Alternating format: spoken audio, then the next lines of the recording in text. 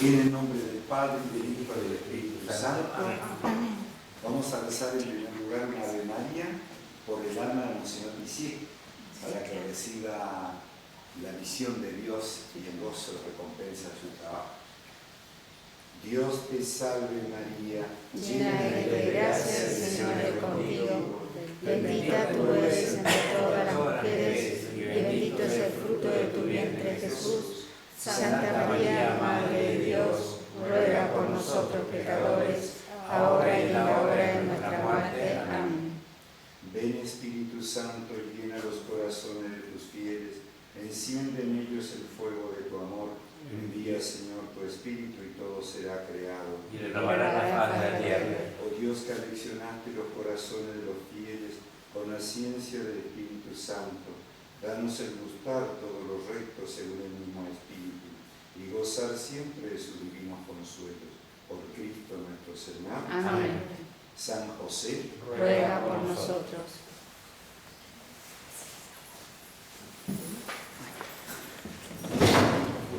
Madre mía. ¿Me siento o qué? ¿Me siento? Adelante.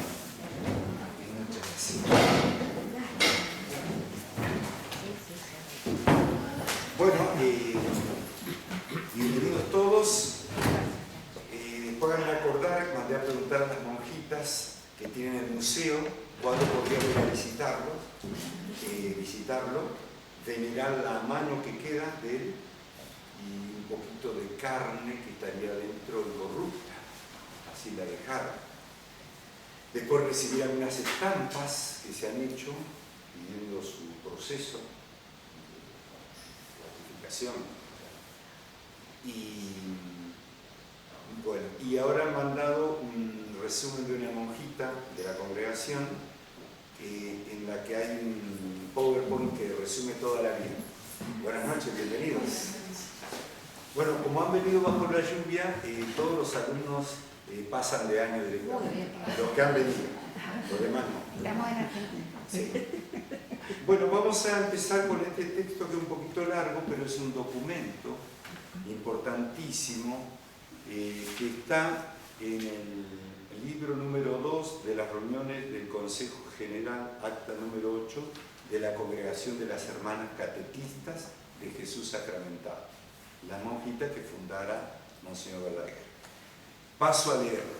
En la ciudad de Godoy Cruz, Mendoza, República Argentina, el día 15 de agosto de 1979, en la Casa Generalicia de las Hermanas Obreras Catequistas de Jesús Sacramentado, siendo las 9 horas, se reunieron los miembros del Consejo General de dicha congregación, presidido por la Superiora General Sor Elena María García.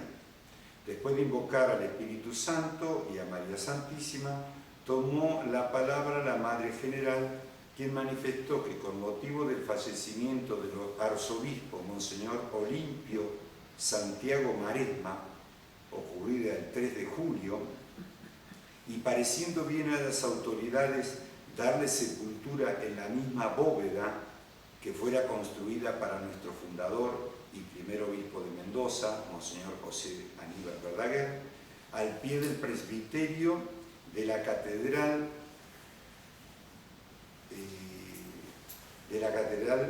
Nuestra Señora de Loreto, y en cuyo interior ya habían sido depositados también los restos del primer arzobispo, Monseñor Alfonso María Buteler. Quedando muy reducido el espacio, se decidió reducir a una urna los venerables despojos de Monseñor Verdaguer, creyendo que ya estarían en condiciones y solicitando el parecer de la familia, es decir, los sobrinos de Monseñor Verdaguer, quienes manifestaron que después de 39 años era de suponer que podría reducirse. Por lo tanto, el día 4 de julio fue trasladado el ataúd de Monseñor Verdaguer al Salón de Reducciones del cementerio de la capital. Debería presenciar el acto en nombre de la Iglesia el vicario episcopal Monseñor José Manzano, pero no pudo llegar. Y como el tiempo urgía, el personal especializado para dicha tarea decidió iniciar el trabajo estando presente el señor Francisco Verdaguer, sobrino de Monseñor, nuestro colaborador, el señor Jorge Nacle, Sor Elena García, superiora general, Sor Paula Mercedes Ollarza, hermana Eugenia, vicaria general, y Ada Disma Yelos. La madera del ataúd estaba ya en mala condición, no así la parte metálica que estaba herméticamente cerrada. Un operario con una herramienta hizo saltar la cerradura y se abrió la tapa, saliendo una oleada de perfume que por momentos todos sentimos, quedando muy sorprendidos de no percibir el lógico olor de los cadáveres. Al levantarse la tapa se vio la figura de Monseñor Verdaguer intacta, su rostro entero solo de un color algo marrón, su pectoral sobre el pecho, su anillo puesto sobre el guante. Sacaron el anillo y el guante y la mano estaba intacta e íntegra, y así toda su persona, solo sus ornamentos que aparecían mojados y se deshacían al tocarlos. De inmediato y con una pericia extraordinaria, los hombres trozaron aquel cuerpo en breves momentos y fueron colocando las partes en una pequeña caja de madera. Y como la caja se hacía pequeña, iban sacando la carne de los huesos y la dejaban en el ataúd para llevarla junto con este al crematorio.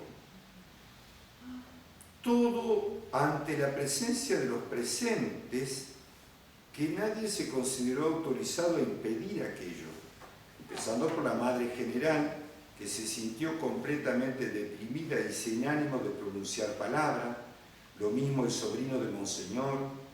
Por otra parte, la actitud veloz de los encargados de las tareas no daba tiempo a reflexionar. Solo la vicaria general, con una actitud muy devota, pidió a uno de aquellos hombres un pedacito de aquella carne que quedaba en el ataúd para llevárselo como reliquia. Él con todo respeto se la entregó envuelta en un papel y le dijo que pidiera a Dios les perdonara el pecado que ellos estaban haciendo. Ella les explicó cómo eso no era pecado para ellos. Cuando terminaron la tarea, entregaron a las hermanas el anillo y el pectoral de Monseñor y también trajeron la tarea, y también trajeron una manija y algunas figuras que decoraban el ataúd para tenerlas de recuerdo. Enseguida un empleado de la pompa fúnebre tomó la pequeña caja con los restos de Monseñor Verdaguer y la depositó en el furgón partiendo rápidamente hacia la catedral. La religiosa y el señor Nacle le siguieron.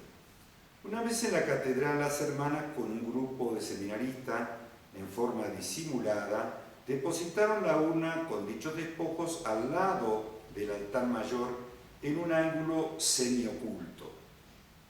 Es de notar que la catedral se hallaba repleta de fieles debido al velatorio del arzobispo Monseñor Maresma. Lo de Monseñor Verdaguer se hizo todo en forma privada, de modo que nadie se apercibió de ello. En forma también privada, fue permitido a las hermanas, aquella misma tarde, traer a nuestra casa tan querida la cajita, con el propósito de cambiar aquellos queridos despojos a una buena urna metálica para que no se perdiera.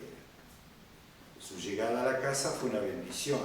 Fue la llegada del padre junto a sus hijas, que solas, en forma más íntima, lo recibieron con oraciones, cantos y muchas lágrimas, de alegría por una parte y de tristeza por lo acaecido a su venerable obispo y fundador. Felizmente permaneció en casa durante un mes. Ya por esta y otras razones, el vicario capitular Monseñor Rafael Rey decidió hacer construir rápidamente una cripta con 3 nichos individuales para los 3 obispos. Entre tanto, nosotros hicimos fabricar la urna metálica y un buen cofre de madera. Cuando esto estuvo terminado, para no remover tanto los venerables restos, se decidió depositarlos en dicha urna con la caja de madera en que habían sido depositados en en el salón de reducciones. Aparte se hizo una pequeña urnita para guardar el pedacito de carne que la vicaria general Sor María Eugenia tenía guardada. Entonces se pidió permiso para extraer de la caja algún hueso para depositarlo también en la urnita. Y resulta que el único hueso más pequeño fue su mano derecha, y con el mayor respeto y delicadeza posible fue depositada por la hermana Jovita García en la pequeña urnita que quedó en la casa madre. Los demás restos de Monseñor Verdaguer, junto con los otros obispos, recibieron sepultura en sus nuevos nichos, en una misa celebrada por el señor nuncio apostólico y otros obispos al cumplirse un mes de la muerte de Monseñor Marena. La Madre General agregó que era necesario ir recogiendo todos los objetos que hayan pertenecido a Monseñor Verdaguer e ir formando un pequeño museo que tal vez no esté lejos de la iniciación de la introducción de la causa de su beatificación. Dios lo quiere. No habiendo otro asunto que tratar, se finalizó la reunión con un canto en acción de gracias, siendo las 11 horas. Así que esto es impresionante. Está el texto, ¿no? Y allí en la casa madre, como vamos a ir a ver, vamos a venerar, pero no se habría que abrir, porque está un cofre de madera y adentro una caja metálica que está, no se puede ver. Posiblemente ahí esté parte de la carne que estaba incorrupta. Así que, bien, y termino con el otro testimonio que está en el libro. Por la presente declaro que yo, Jorge Daniel Martínez Ojeda, DNI 13.469.065, domiciliado en Agustín Álvarez, 2247, en la ciudad de Mendoza, el día 13 de octubre del 2009, mientras hacía un corte en la parte central del altar que perteneció a Monseñor José Aníbal Verdaguer Corominas, a fin de colocar allí una caja para guardar una reliquia perteneciente a sus restos mortales, la cajita que está ahí allá, ¿no? Percibí un fuerte olor a rosas frescas que me conmovió profundamente, de tal manera que no sabía si continuar o no con el trabajo solicitado. Mi carpintería está instalada en la calle Cacheuta 436 del departamento de Las Heras. Trabajo allí con diversos tipos de madera, pero nunca he percibido algo semejante. Conmocionado por lo sucedido, consulté a las hermanas sobre las catequistas de Jesús sacramentado, poseedoras de este altar de su fundador, para seguir con el trabajo, recibiendo respuesta afirmativa. Lo consideré un hecho extraordinario. Para constancia y modo de testimonio presencial, firmo lo expresado. Jorge Martínez. Y el último testimonio: por la presente declaro que yo, Jorge Horacio Robello Valle, DNI 16.221.246, domiciliado en Julio Arroca, en la ciudad de Mendoza, el día 13 de octubre del 2009, me encontraba en la carpintería perteneciente al señor Jorge Daniel Martínez, calle Cacheuta 436, departamento de Las Heras. Por encargo de las hermanas obreras catequistas de Jesús sacramentado, el señor Jorge Martínez debía colocar una caja en la parte central del altar perteneciente al primer obispo de Mendoza y Neuquén, Monseñor José Aníbal Verdaguer, para colocar allí una reliquia de sus restos mortales. Este altar data de 1935. Al realizar los primeros cortes, percibí un olor a rosas muy fuerte y muy nítido, quedando sorprendido. Se podía distinguir sobre cualquier otros olores de madera depositada en la carpintería. Lo considero un hecho extraordinario. Afirmo que lo expuesto es verdadero, por lo cual firmo con testimonio presencial. Jorge Robello, arquitecto. Así que bueno, quería empezar esta última con esto que a mí me parece que son signos, que por supuesto hay que analizarlos todos, pero bueno, son muy fuertes, ¿no? Así que ahí hay una vía de investigación sobre ese cuerpo, que como decía, 39 años estuvo, y en la parte de abajo de la catedral estaba húmedo, corría agua, o sea, había humedad, por eso los vestidos salieron ya destruidos. Bien. Padre, perdón, oficialmente la Iglesia no abrió el pico sobre eso, quedó como una cosa de mujeres, entre comillas, y unos laicos. O sea, yo pienso que es parte de la ignorancia de Monseñor Verdaguer, que lo trata un poquitito en sus virtudes, su modo era tan humilde que nadie daba nada. Y pasó desapercibido y bueno, y suele pasar que hay santos o personas que están años como la semilla, de pronto cuando Dios quiere sacar un bien para un lugar, brota la semilla. Yo pienso que algo así está sucediendo con Monseñor Verdaguer. Sí, en ese momento no. No llamaron a escribir o algo por el hecho de... Y fue una cosa que le sorprendió. Nadie va con una cámara de fotos para hacer eso, obviamente. Murió, como muere Monseñor Maresma, efectivamente, fue todo un revuelo que se llevó la atención, y bueno, el cuerpo de Monseñor Verdaguer quedó prácticamente oculto. Bien, yo quiero hacer resaltar, dentro de sus virtudes, yo destaco 3 virtudes en él. Su humildad y simplicidad, que es la que vamos a leer ahora. Luego, su laboriosidad y tesón. Y por último, el ofrecimiento de su cruz. No vamos a poder tratar todo, pero quiero sobre todo destacar la humildad de él, porque me parece que explica lo que dice usted, la pregunta suya, y es lo que debe interesarnos, porque claro, cuando hay un manto de humildad muy fuerte, en algunos santos Dios los hace, bueno, son todos humildes, pero en algunos ya los hace resplandecer por más que quieran esconderse, y a otros no. De hecho, el ejemplo máximo es Jesús. Dice, pero este no es el carpintero, no es hijo del carpintero. ¿Qué está haciendo? Bien. Ya el semanario El Porvenir de San Juan llamaba la atención sobre esto. Hay varios que le llama la atención la humildad, la sencillez. Dice, cubre todas sus obras con ese manto, restándole importancia, decía este semanario. Y 4 años más tarde, el mismo semanario que de San Juan, volverá a expresar el mismo juicio como una característica inalterable de su personalidad. La Madre Elena, fundadora de la congregación, cuyo libro está allí, dice, el corazón de José Aníbal en este día, no ambicionaba otra cosa sino precisamente esto que dice San Pablo, ser siempre el último de todos y despreciado por todos, porque ya es sacerdote para siempre, para siempre. Monseñor Ángel Martínez tenía aún viva su imagen a pesar del paso de los años, y dice, tomó posesión de la forma más sencilla de acuerdo a su modalidad.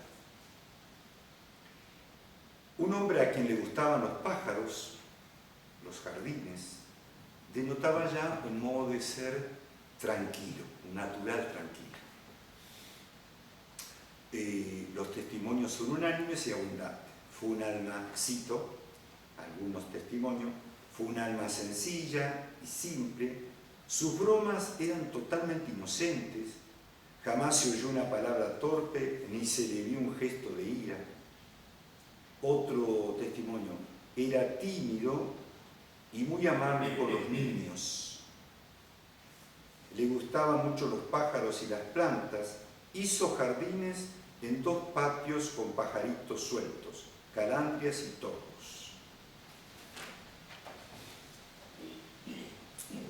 Otra cita, su característica fundamental era la virtud de la sencillez, cristianamente eludía toda figuración y espectacularidad. Carlos Pitot, presidente de la Junta Diocesana de Acción Católica, expresaba: siguió rigiendo su diócesis con su reconocida humildad. Nunca perdió el cultivo de esta virtud. Pudo haber aprovechado el camino fácil y confiar en sí mismo el buen resultado de su acción pastoral. Motivos sobraban para atribuirle condiciones enaltecedoras: la delicadeza de su ingenio, su buena condición social, sus obras históricas, le podrían haber llevado, sin sentirlo ni buscarlo, a un plano de superioridad singular.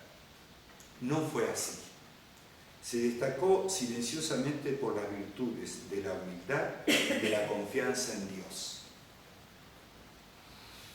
El hermano Teófano, uno de los hermanos maristas, lo compara a Don Orione. Cito: sencillez en el vestido, afabilidad, gestos prontos a escuchar, no locuaces. Otra cita: su humildad era extraordinaria y su vida interior trasuntaba toda su persona. Este es un testimonio de un seminarista. Otra cita: fue un alma sencilla y simple. Otra cita: siempre lo vi sencillo, piadoso y apostólico. Testimonia el rector de la Universidad Católica de San Juan.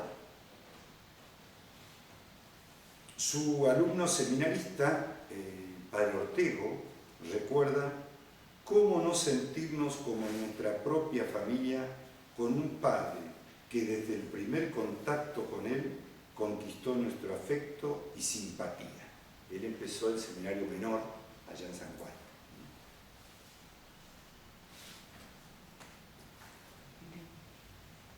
Sigue: debo manifestar que su virtud me impresionó, especialmente su humildad, sencillez, piedad, paciencia y alegría. Concretando, dice el padre, su humildad. Este va a estar en el seminario menor y después lo va a acompañar al seminario mayor en Roma, el Pío Latino que le decían, así que lo conoció un arco de tiempo interesante. Concretando su humildad, recuerdo lo que se dijo en las exequias: parecía como que pedía perdón por el terreno que pisaba al caminar. La sencillez aparecía en su trato acogedor con todos. La cita Pitot, testimonio de Pitot: nadie pudo sustraerse jamás a un sentimiento espontáneo de adhesión y simpatía que inspiraba su persona. ¡Qué gran verdad! Más que las predicaciones de alta elocuencia, más que los éxitos rumorosos de las asambleas populares, ha servido a su rebaño el ejemplo de mansedumbre, de bondad, de sencillez y de pureza. Otro, que sería canónico de la Iglesia Catedral de San Juan, dice emocionado: nos trataba con toda amabilidad, a pesar de nuestra deficiencia de muchachos. ¿Cómo sería de bueno que, siendo obispo de Mendoza, vino a mi primera misa en la ciudad de Caucete, San Juan? Quedó grabada en mi mente su bondad y humildad y su gran amor a Dios. Otro: me consta que fue un fiel imitador de Cristo, ya por su extremado espíritu de pobreza y desprendimiento en bien de los que Dios le había confiado, su inigualable humildad. Aunque Dios lo había adornado de una clara inteligencia que podría haber arrollado el mundo, su incomparable sencillez y su desbordante alegría, manifestada por su perenne sonrisa, aun en medio de sus enfermedades y grandes sacrificios que tenía que soportar. Sobre todo su espíritu de sacrificio, dándonos un testimonio de lo que dice Jesús: si alguien quiere venir en pos de mí. Monseñor Manuel Álvarez Domínguez se sumará a estos elogios. En sus relaciones con los semejantes, dice, siempre humilde, atento y disponible. Otro alumno, de entre las virtudes que se distinguieron de Monseñor Verdaguer, mencionaría la humildad, una gran piedad, sinceridad y dulzura. No le gustaba la figuración, prefería pasar oculto. Sus amigos del boletín oficial de la diócesis, San Juan, que lo conocían bien, testimonian. Su alma profundamente sacerdotal, arropada en la sencillez atrayente, ha sembrado mucho bien a su paso, a veces sin saberlo ni pretenderlo. Bien, así que resalta este aspecto, ¿no? Y claro que en el santo, como sabemos, la humildad no está reñida con la magnanimidad, al contrario, el santo es magnánimo porque es humilde, su fuerza está en Dios. Entonces, no está reñida con la magnanimidad. Humildad que no fue pacifismo. Él escribe, el mismo Monseñor Verdaguer, el apóstol no se sirve a sí mismo, se consagra esclavo voluntario de su ideal para servir al nivel cristiano, al amparo de la Iglesia, al fiel cristiano debe ser, al amparo de la Iglesia que lo adopta, a su mayor honor, a su mayor gloria y mejor estímulo. Tiempo vivimos en que el apóstol de Cristo no puede descansar ni desmayar, pues que ello es dar tregua al enemigo de las almas encarnado en los incansables y pertinaces apóstoles del mal, que se han adentrado, han echado raíces en todos los órdenes sociales y en todas direcciones. Por lo tanto, es necesario obrar con disciplina, orden, prudencia, decisión y bajo la dirección de los pastores. La paz de Cristo en el reino de Cristo no implica adormecimiento, renunciamiento y tolerancia imposible de aceptar. La paz que anhelamos en Cristo como una característica de los apóstoles no puede ser aquella que trance cobardemente con el error. La paz de Cristo solo puede dominar donde Cristo reina, porque la verdad es el único descanso donde puede recibir confiadamente el espíritu humano. Cuando el campo está copado por el error, la paz impone la lucha, saturada de calidad, si queréis, pero la paz no se puede esperar sino después de la lucha como resultante lógico de la victoria sobre el error. Y la lucha por el advenimiento de la verdad está trabada ya. La voz del mando en las actuales circunstancias, reconquistar alma por alma con ardiente celo, con la fe sin quebranto en la ayuda divina. Hay que reconquistar la escuela, la vida, la sociedad paralizada, la fábrica, la oficina de trabajo, el taller, la obrera, el obrero, la familia desmoralizada. Hay que cristianizar las leyes impregnadas de liberalismo, llegar hasta las esferas oficiales. Y por qué no decirlo, hay que llevar a Cristo hasta la política extraviada. Y entonces, después de cumplir esta ardua labor, vendrá la paz de Cristo en el reino de Cristo, suprema aspiración que la Iglesia espera ver realizada en la acción católica. Oración, intensa piedad, integridad de vida cristiana, sacrificios sin desaliento y sin medida, renunciamiento propio, sentido católico, miras sobrenaturales, heroísmo, son las bases iniciales para esperar tanto. Eso exige la Iglesia de vosotros, amados y dirigentes y dirigidos de la acción católica. Haced esto y viviréis.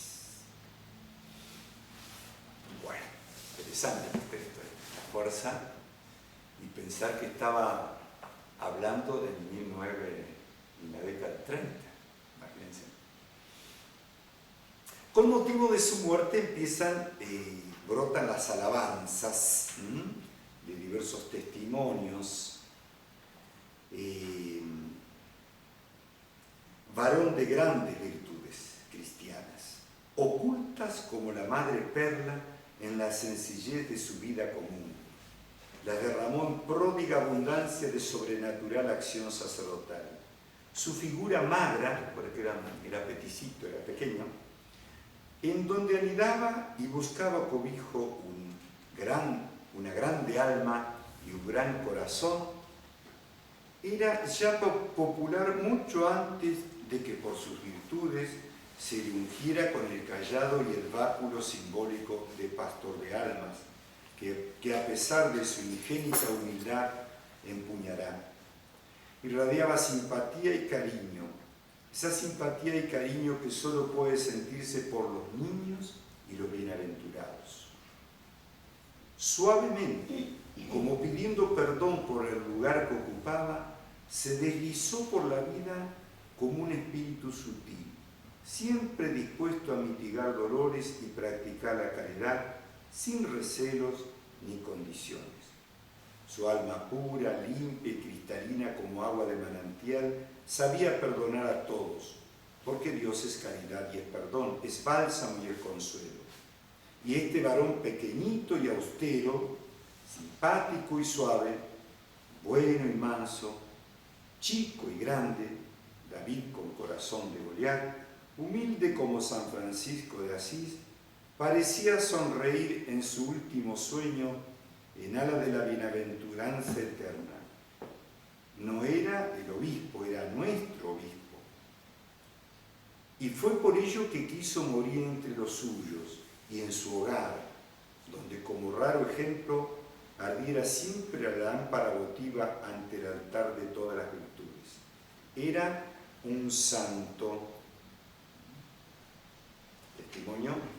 Saben que él, estando enfermo, ya muy mal, pidió, podría haber muerto en Buenos Aires, y pidió, y le ayudaron las autoridades en avión, quiso morir aquí, como aparece en el escudo, en la tierra mendocina, quería morir en sus montañas, en su tierra.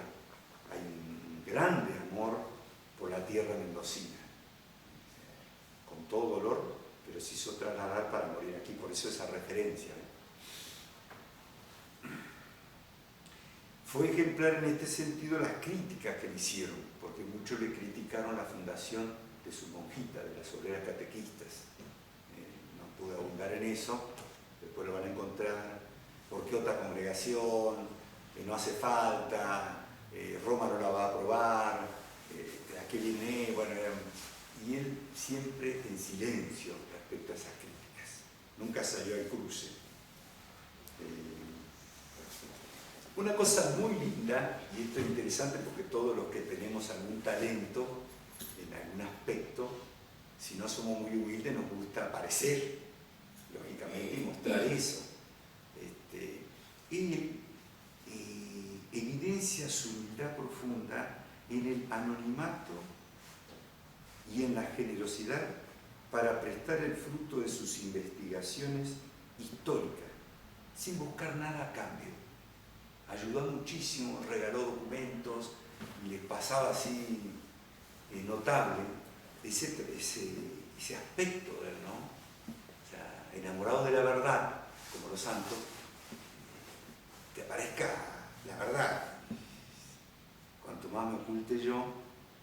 El día que lo declararon miembro de la Junta de Estudios Históricos de la Ciudad de Mendoza, el doctor Torres expresaba: señores y señoras, al hacer mi composición de lugar y por natural asociación de ideas, en lo cual estoy seguro que me han de acompañar muchos de los circunstantes, me ha parecido que esta presentación no podía ser otra cosa que un elogio de la sencillez que tan bien personifica Monseñor Verdaguer, en honor del cual se celebra esta sesión inaugural de nuestra Junta de Historia.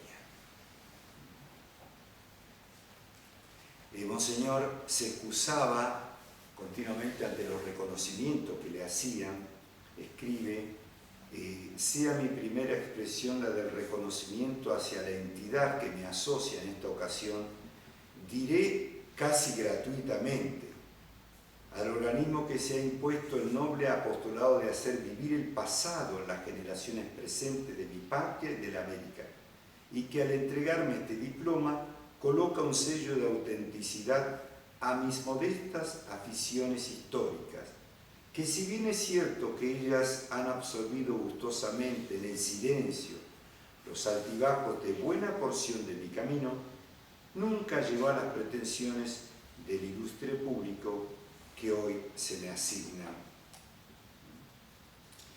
Hay un testimonio de Monseñor Paulino Reale, que era muchacho, y lo acompañó, era muchacho cuando el Monseñor Verdaguer era obispo. Dice: ahí yo aprecié a Monseñor Verdaguer. Inversamente a su estatura física, era su estatura espiritual. Humildísimo, humildísimo. Pienso que providencialmente por algo fue el primer obispo. Era tan chiquito que significaba como los cimientos de la diócesis de Mendoza. Él mismo cuenta que cuando se le ofrece el episcopado no quiere ser por humildad y porque se siente enfermo. Sí, yo estuve con él, un hombre muy íntegro. Lo interesante de ese hombre es que era sencillo en todas sus cosas. El diario La Libertad testimonia también: su austera figura nos fue familiar, su cuerpo sutil y frágil, como si su ingénita modestia hubiera necesitado una disculpa para su alma grande y su espíritu potente. El ademán mesurado, el paso leve, sobrio en palabras, atento a la miseria que contribuyó a mitigar, incansable en el trabajo tesonero, en el empeño de imponer la moral y la fe cristiana. Pasó por la vida derramando su doctrina con un himno de amor en los labios. Quiso sustraerse a título y honores, pero la propia gravitación de su personalidad hizo que títulos y honores vinieran hacia él con la simplicidad de los hechos naturales. Fue un pastor de almas, fue sobre todas las cosas un manso pastor de almas, sus devociones sin boato y sin resonancias. Careció de todo don tribulicio, pero contagiaba la sinceridad de sus llanas homilías. Realizaba los oficios litúrgicos con la unción emanada de una profunda fe. Servía a la iglesia con lealtad, pero sin oropeles. Más afecto a la vida interior que a la acción exterior. En época de miseria ha mantenido con su modesto peculio la mesa de muchos desocupados. Y la obra misma del templo ha contado con su personal sacrificio económico, hacía el bien por íntima apelación, no por imperativos de mundanidad. Vivía cercado de modestia. Las más rudas adversidades no le arrancaron una palabra de murmuración o de queja. Bueno, los testimonios son abundantes, son hermosos. No sé cuánto tenemos de tiempo. Ese texto de la libertad, ¿no sabes quién lo escribió? El Mundo Correa, el Rey Y Pedro, que a ver, ¿entendieron la libertad? está la cita, Diario de la Libertad, en la corona fúnebre está. ¿No se ¿Sabe llama? quién? Claro. Claro. Claro, bueno, bien. Pero Habría que buscar. Alguno de Hay que rastrearlo. Y podría ser el Mundo Correa. Ah, bien, bien, Podría bien. ser el Mundo o Draghi. Puede Ajá. ser, porque son los que llevaban el diario. Ah, bien, Tiene bien. cosas muy buenas. Ahí tiene que haber mucho de Bien, bien, está lindo para... Y sí, Bien. puede ser. Bueno, alumno, trabajo para usted que va a influir en su nota. Diario Los Andes dice, No hay que hablar porque le enchufan la burro acá. me dicen San Cayetano, dice el Diario Los Andes, puede afirmarse que Monseñor Verdaguer vivió sus últimos años agobiado por los padecimientos, pero sin exteriorizar nunca una protesta. ¿Lo adivináis, señores? Esta es el alma de nuestro obispo. Por eso sus días se deslizaron como el agua de un manantial. Ora se hiciera la noche en su alma, ora sintiera la mordedura de la crítica despiadada, ya la injusticia o la ingratitud lo castigara, ya el dolor físico lacerara su cuerpo anunciándole el desplome final.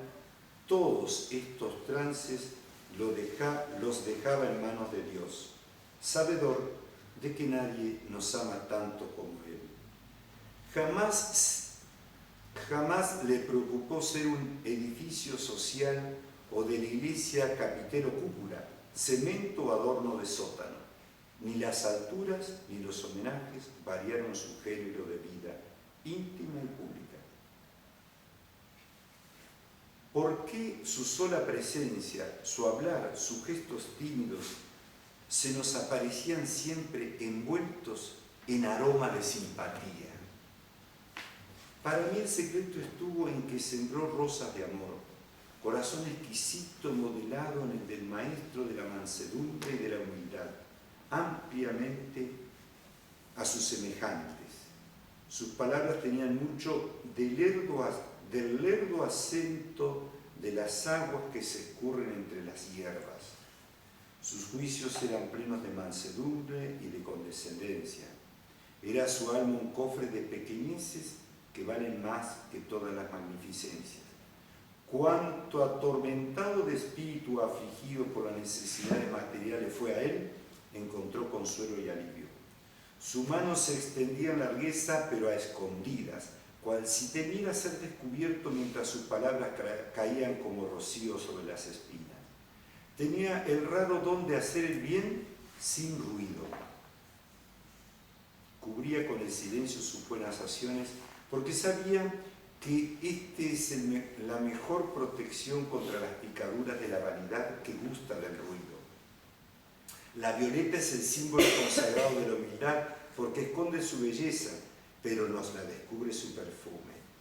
Creo que nuestro llorado obispo el símil no claudica, pues hasta su escasa y ascética figura, que él reducía más aún, completa la aplicación.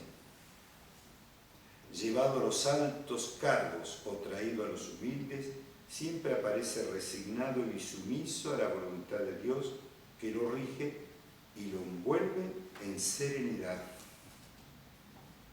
Bueno, último texto del doctor Manuel Lugones, director de la Junta de Estudios Históricos de Mendoza. Lo pinta así: con la natural modestia de Monseñor Verdaguer, cuya psicología lo aparta de todo cuanto pudiera ser vanidad y pomposidad, dio a su obra un carácter pedagógico, con lo que a la vez que servía a la ciencia histórica, contribuía a facilitar el conocimiento de nuestro pasado a los estudiantes. Bien, no sé, perdón, pregunté la hora, pero... Menos 20. ¿Menos 20? Estamos bien. Bien, estamos bien. Padre, ¿pero qué enfermedad tenía él que...? Diabetes. ¿Diabetes? Diabetes. Sí, bueno, no relaté todo cuando le cortan la pierna. En eso. la primera visita, mira, la única que hizo a Roma, se le puso la cancrena y lo trasladan a Viena y allá le amputan el pie, la pierna. Sí, eso son muchos aquellos tiempos, ¿no? Y además, como les dije, el trabajo de él era porque no había medicina, entonces la mayoría del día, sobre todo a la tarde, no podía reflexionar, no podía trabajar, estaba ido. Así que, y bueno, esto es lo que yo más me parece que el hilo de oro para descubrir este tesoro. Me parece que hay que cavar acá, porque me parece que hay un gran santo en todo lo que uno revisa y va acabando, hay santidad, pero no se lo ha estudiado, ha quedado como oculto, desde muchacho, como le leía las libretas, y pasando por todo el tiempo, por todo el arco, es admirable. Habrá estado contento de morir y haber sido olvidado, y la carnicería que se hizo con su cuerpo también es un signo físico invisible, una cosa de loco. Bueno, y adelanto un poquitito, porque la segunda virtud que yo señalo es la laboriosidad y el tesón. Ser un hombre que se imponía el trabajo por Dios, era tesonero, constante, llevando adelante esa enfermedad. Terrible, ¿no? Cuando tenía 16 años, ya se lo leímos, ¿no? Dice: tener y observar un reglamento de vida, no omitiendo sin justa causa devoción ni obra alguna de las acostumbradas, por más tedio, sequedad o repugnancia que se experimente. Fíjense, no, se profetizaba un poco para él la ascensión, ¿no? Trabajar con salud es hermoso, pero trabajar... Evita la ociosidad, que es la madre de todos los vicios. Ocúpate con mucha aplicación en las obligaciones de tu estado. Volví a afirmar en la misma.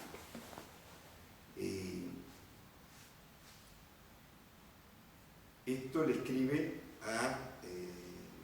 bueno, esto estaba en la libreta, ¿no? Que se escribía con un muchacho. En el boletín oficial de la diócesis ya se resalta esta cualidad. El presbítero Verdaguer, modesto y silencioso por temperamento. Con este motivo recibió una elocuente demostración del profundo aprecio que todo el clero secular y regular de Mendoza profesa al laborioso y humilde sacerdote.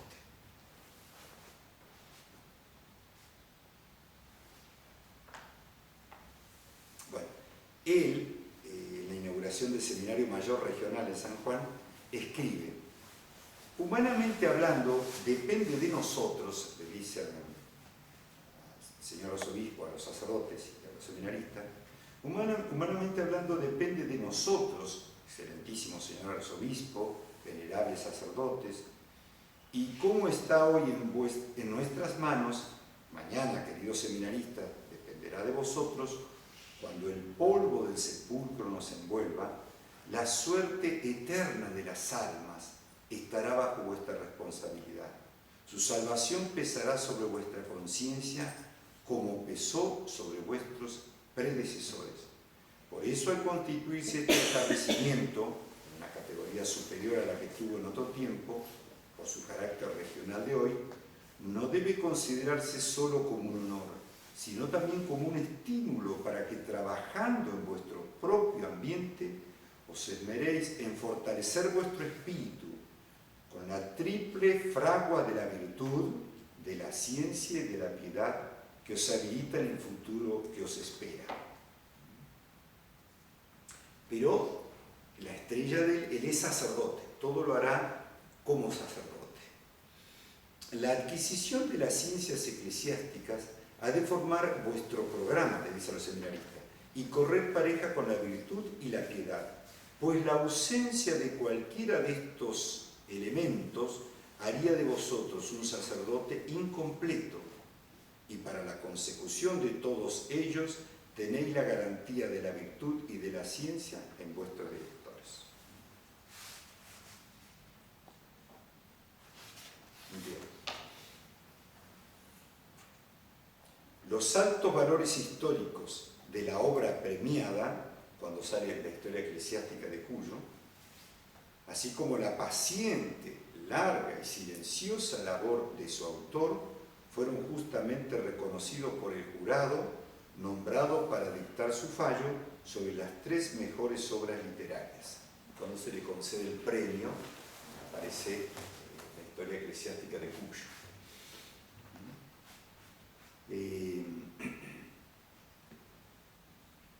Pero no se crea que ahí se acaba la tarea del padre Verdaguer. Es su ministerio sacerdotal el que por su modestia e irreprochable personalidad le ha permitido acometer otras empresas literarias. ¿Ya? Por ser sacerdote, por amar las almas, llega la historia y da ese fruto, ¿no? Y cuando le habla a la Acción Católica, le dice, trabajar, he ahí la consigna, el concepto que da razón a la Acción Católica. Acción es trabajo, agilidad, movimiento, aplicación de todos los dones individuales que Dios puso en cada uno de vosotros. Acción, para el socio, no puede reducirse a obras aisladas. Es trabajo de cada día, continuado. Es preguntarse al término de cada jornada solar, ¿qué hice hoy por la causa de Dios? Pero no olvidemos que somos instrumentos y que el incremento, decía el apóstol San Pablo, lo da Dios y solo Dios. Pero como también expresa San Agustín, Dios que te creó sin ti, no te salvará sin ti. Ese Dios que creó al hombre sin el hombre, no lo salvará, sino con el esfuerzo del hombre. Por eso nos dio, para salvarnos, un Dios hombre. Habéis de trabajar, estimados socios, animados siempre y en todo momento por móviles sobrenaturales, con la mirada fija en Cristo, reflejando en toda acción el proceder del Maestro, de quien nos viene toda luz, toda verdad, y sin el cual nada puede ser próspero en la cruzada evangelizadora donde estamos entrañados. La esterilidad de tantas obras buenas radica muchas veces en que hacemos obras puramente humanas y personales, desviándonos del ideal sobrenatural que se nos exige, perdiendo así el mérito ante el Señor e inutilizando apreciables esfuerzos dignos de mejor suerte. Bueno, está citado atrás en el libro la carta que yo le decía al seminarista Jiménez. En una parte le decía a él, la segunda ventaja que las ocupaciones de su santo ministerio le absorben de tal manera el tiempo que no tiene lugar para pecar, pues el eclesiástico de verdadera vocación y que está animado de buen espíritu se aplica al estudio, a la oración, cuida del aseo del templo, administra con gran cuidado los santos sacramentos, catequiza, predica, instruye a los fieles pública y privadamente.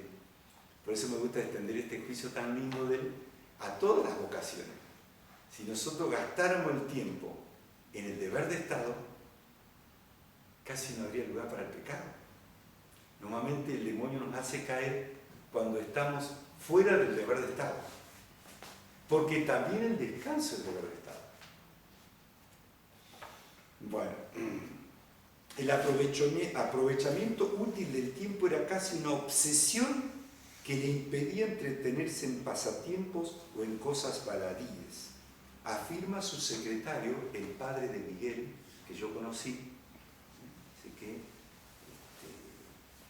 lo alaba como santo directamente. Opino que Monseñor José Aníbal Verdaguer fue un sacerdote santo, muy escrupuloso en el cumplimiento de sus obligaciones y muy fervoroso en sus ejercicios de piedad. Por la integridad de su vida sacerdotal y por su entrega al servicio y bien de las almas, por su amor al trabajo, es y seguirá siendo recordado con reverencia, amor y admiración filial. El diario Los Principios de Córdoba se une a estos reconocimientos. Dice, trabajó incansablemente, sin darse descanso, ya para crear nuevas parroquias, ya para fundar asociaciones de beneficencia y de piedad, ya para redactar pastorales que han influido en las costumbres de sus fieles, ya para activar los organismos de la Acción Católica Argentina, metas de sus preocupaciones. Así que lo tenemos trabajando, y bueno, trabajando, en eso se une a su amigo, Monseñor Orsani, Se ve que era un ideal de ese tiempo, trabajar y trabajar hasta gastarse por Dios. En ese tiempo no se tomaban vacaciones como se toman o nos tomamos los curas ahora. Era otro el ritmo de la sociedad también, ¿no? Bien, y me queda el último, pero me parece que no sé si llegamos. El ofrecimiento de su cruz. ¿Qué hora tenemos?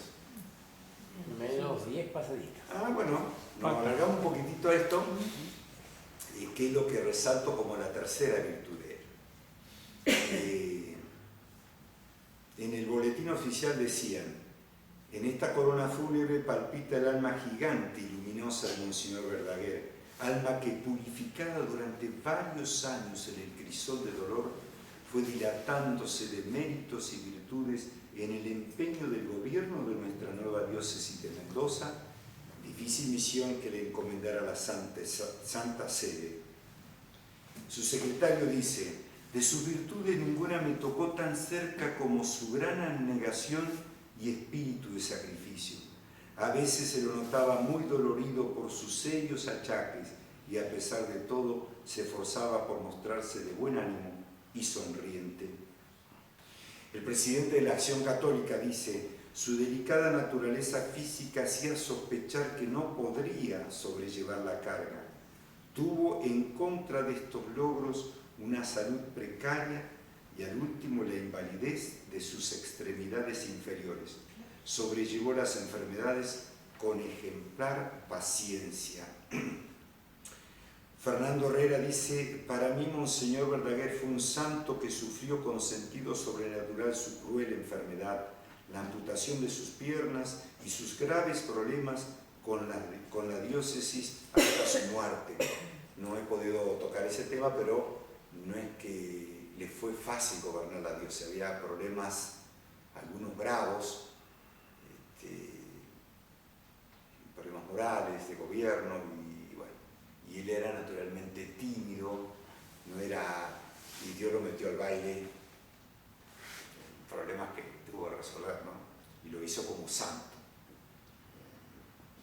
Bien. Monseñor Ortego dice: suplicó con sinceridad que pasara el cáliz del nuevo obispado de Mendoza, que para su humildad y su quebrantada salud le significaban un verdadero holocausto.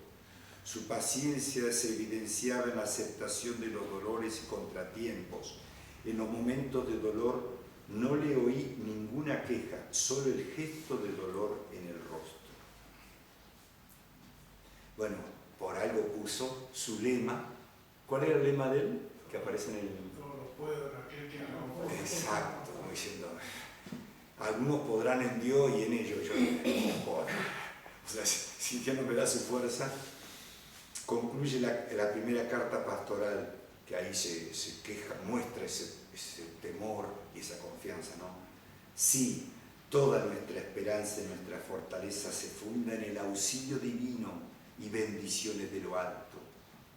Y dice después: será necesario el sacrificio, pero en este caso recordaré las palabras y sentimientos del real profeta David.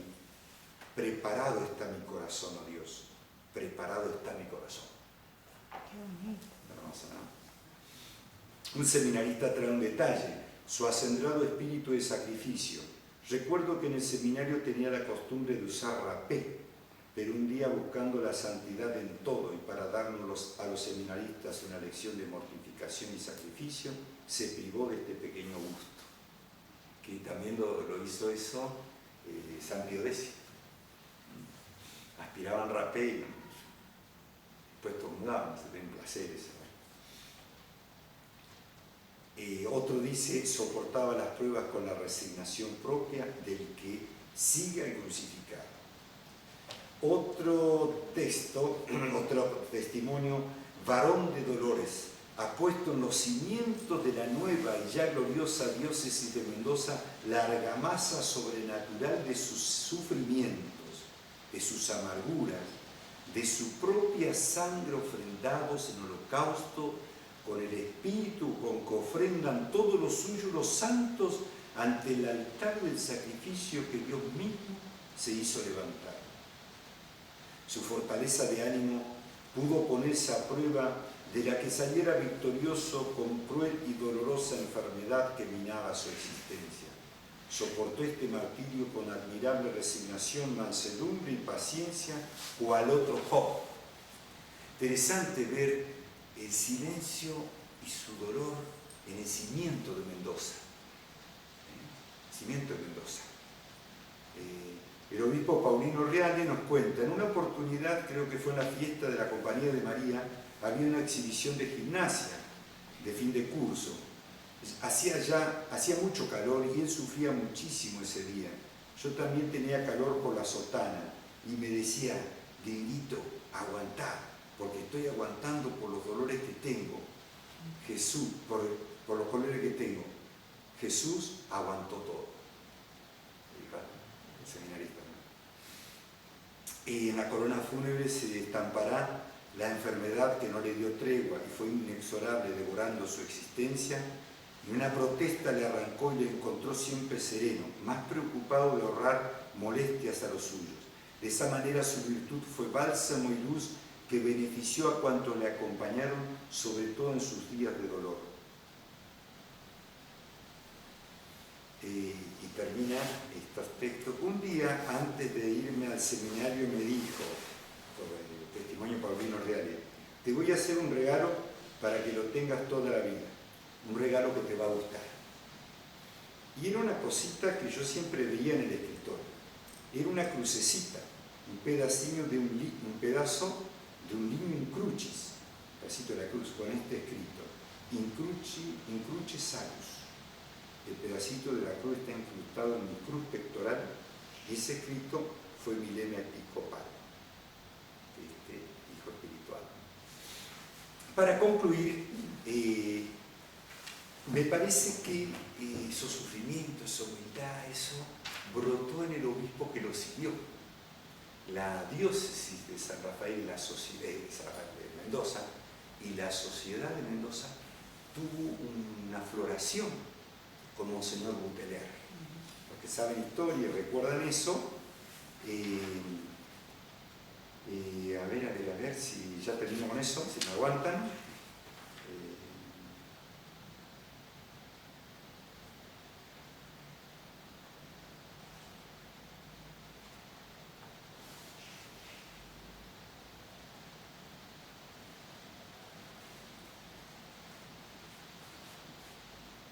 Si la diócesis es una viña nueva, Monseñor fue el primer finquero puesto por Dios que señaló, por la fineza de la humildad, los modos divinos para que ella dé cosecha. Pesaba la viña, ¿no?, de Mendoza. Cosecha abundante. Solo en la dirección indicada por él, la diócesis de Mendoza y toda diócesis, en definitiva, será capaz de permitir al dueño de la viña percibir los frutos que le corresponden. ¿Se acuerdan la parábola de Cristo? El florecimiento notable que se dio inmediatamente después de su muerte con Monseñor Buteler, el seminario, la Universidad Católica, la Acción Católica, la fuerte presencia laical en muchos campos sociales y de la cultura, etc., quizás se explique porque cual otro David, Monseñor Verdaguer dejó acumulado a su sucesor toda la riqueza de una obra en cierne para que él pudiese acabar fácil y gozosamente la construcción del templo del Señor. Acá tengo un texto que me honro en citarlo. En efecto, dice, en los años que corren entre los años 1930 y 1950, se fue formando una constelación de hombres y mujeres que darán su brillo a nuestra Mendoza contemporánea. De un tal Mario Descote, esta cita. ¿Quién será? A ese lo saco. Y entonces, yo Me has digo, dado, perdón, me has iluminado de algo que yo no había advertido, porque cuando estabas hablando de esto, yo me acordaba de todo lo que yo he escrito, pero nunca lo asociado como un señor Verdaguer, me parece buenísima la idea. y me Yo hablo parece, de una generación innovadora a partir bueno, de los es que años yo, 40 y debe de ver mucho a tomando tu texto, esto, yo dije, porque era un hombre que ya, se inmoló. Entonces, saben que los jesuitas, todas las obras, pero todos los jesuitas que iban a conquistar un territorio misional, cuando llegaban, lo primero que deseaban, y si no pasaba eso, se dan cuenta que la cosa no empezaba, los primeros jesuitas tenían que morir, tenían que derramar su sangre, tenían que ser mártires. Si mataban 5 o 6, lo que sea, ahí se empezaba el trabajo en serio. Mientras no pasara eso, la cosa era... Y por eso se festejaban los primeros mártires, porque se decía, esta tierra ya fue regada con la sangre. Algo así me parece que está Moshe Verdaguer. Y me parece que ojalá nos auguramos que esta figura brille para Mendoza. Yo le pido a Dios que brille con milagros, pero ya el hecho de que estudiemos su vida y nos asombremos de lo que nos precedieron, pues estamos con esta fe y con esto, debe ser por eso. Así que, bueno, un poquito este resumen. Yo tengo este entusiasmo, ojalá ustedes lo tomen y vamos a trabajar juntos, porque me dicen San Cayetano, a ver si reeditamos este libro con más perfección. Ahí les mandé un PowerPoint que se lo pueden pasar. Ya le pregunté a las hermanitas el viaje, vamos a tener viaje cultural con ustedes, porque se han portado muy bien como alumnos, no con los que no vinieron y se asustaron con la lluvia. Vamos a ir al Museo de las Hermanas a recorrerlo. ¿Sí? Bueno. ¿Se anota? Ah, Sí. sí. ¿Una pregunta? Yo estoy aprobada, así que me quedo tranquila. Bien, muy bien.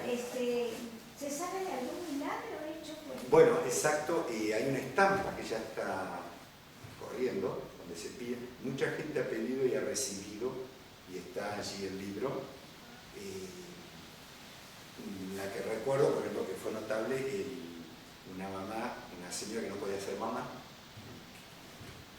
justamente le puso a su hijo Aníbal. Y hay otras gracias más. Pero hay que exigirle al santo grandes milagros. Claro. Cosa que no haya duda. O sea, trabajar esto y pedir milagros.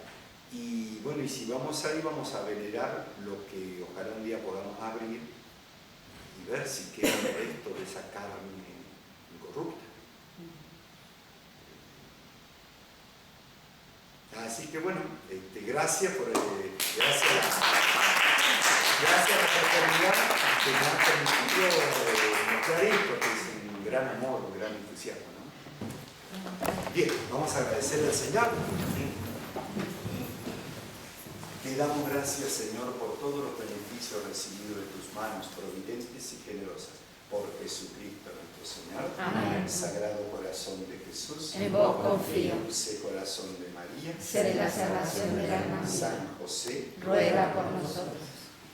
Che, Enrique, el Ortego, el padre Ortego que